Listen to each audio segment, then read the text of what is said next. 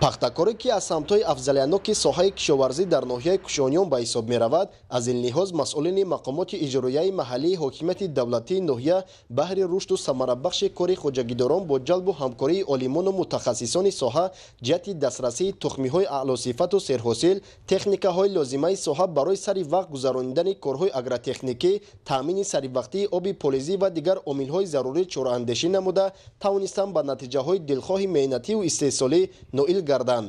тибқи иттилои масъулин имсол дар ноҳияи кушониён аҳли заҳмат дар майдони 11300 гектар навҳои пумбаи флеш, эдеса, хатлон 2014, дӯстӣ ва навҳои чиниву австралиро киш карда, дар натиҷаи дуруст ба роҳ мондани марҳилаҳои парвариш тавонистанд аз киштаҳои худ ҳосили интизории пахтаро ба даст биёранд. самти пахтакорӣ ин содироти маҳсулот ба корхонаҳои коркарди ҷумҳурӣ маҳсулоти хом пешниҳод кардан ва шаҳрвандонро бо ҷои кор таъмин кардан аст.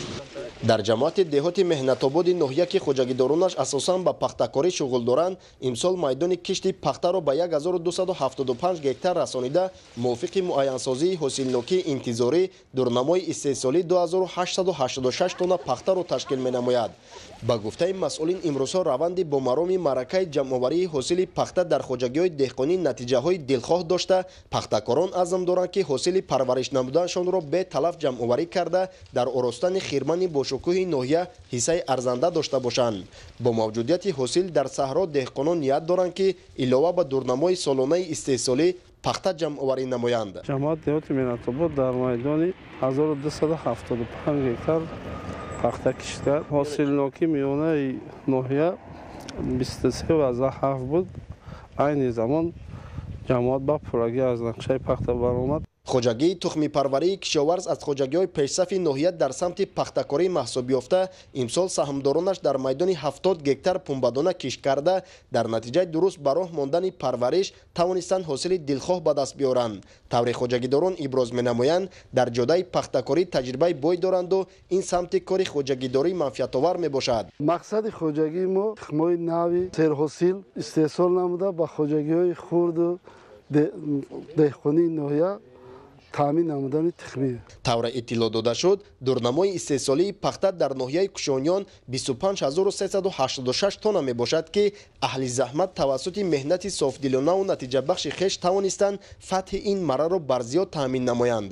дар саҳро пахта фаровон аст ва ният дорем ки боқимонда пахтаро ҷамъоварӣ карда ба корхонаҳои пахтасупорӣ ворид намоем. хоҷагии тухмипарварии ҳосилоти ҷамоати деҳоти заргари ноҳия дорои 300 гектар замин буда, самти асосии фаъолияти саҳмдоронаш пахтакорӣ мебошад. саҳмдорони хоҷагии деҳқонии навкор ҳам дар самти пахтакорӣ таҷриба ва нишондиҳандаҳои назарраси меҳнатиро соҳиб буда, ин мавсим бо кишту парвариши пумба дар майдони 134 гектар тавонистанд дар ҳудуди ноҳия аз аввалинҳо шуда дурнамои истеҳсолиро таъмин намоянд. дар майдони 270 гектар пахтаи нави элитаи флеш ва эдеса киш намуда. ин нави пахта дар водии вахш худро нағз нишон дод. меҳнаткашони хоҷагӣ имсол баъд аз майдони 270 гектар 680 тонн пахта ҳосил мероянданд. алакай дар хирмани хоҷагӣ 690 тонн пахта ҳосил роинда тайёр шудааст. бояд гуфт ки таъмини дурнамои пешбинигардида баробари ғанӣ гардидани дороиҳои хоҷагидорон ҳамчунин баҳри таъмини фаъолияти мунтазами корхонаҳои коркарди он мусоидат менамояд. мувофиқи иттилоъ айни замон дар ноҳияи кушониён 6 адад корхонаҳои пахтатозакунӣ фаъолият дошта, дар ҳамкорӣ бо хоҷагидорону пахтакорон ҳосили ҷамъоваригардидаро сари вақт қабул ва коркард намуда истоданд. ба иттилои масъулин мавсими ҷорӣ то ба имрӯз дар корхонаи мазкур беш аз 7500 тонна маҳсули заҳмати пахтакорон қабул гардидааст ки беш аз 4500 тоннаи он аз хоҷагиҳои пахтакори ноҳияи кушониён мебошад.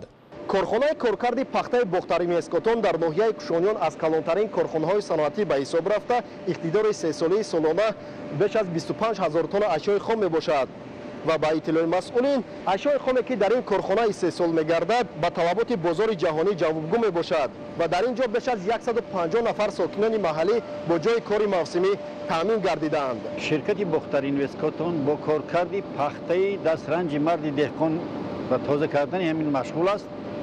дар мавсими имсола бештар бо хоҷагиҳои ноҳияи кушониён, ёвон, абдураҳмони ҷомӣ, хуросон ва инчунин қубодиёну вахш ҳамкорӣ намуда бештар аз 7,500 тонна пахтаи хоҷагиҳо қабул кардааст. ҳамчун анъаноти неки ҳавасмандгардонии марди деҳқон зери унвони муждаи зафар ба хотири таъмини саривақтии дурнамои истеҳсолии пахта дар соли 2020 ки 25386 тоннаро ташкил медод, деҳқононаш тавонистанд ин нишондодро ба 25500 тонна расонанд. ба ин хотир дар ноҳияи кушониён ба пешсафони истеҳсолот аз ҷониби масъулини мақомоти иҷроияи маҳаллии ҳокимияти давлатӣ ифтихорнома ва сипоснома ва тӯҳфаҳои арзишманд тақдим карда шуд.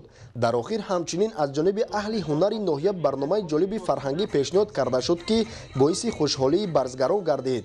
худойдоди раҷаб, искандари саид барои барномаи ахбор аз ноҳияи кушониён.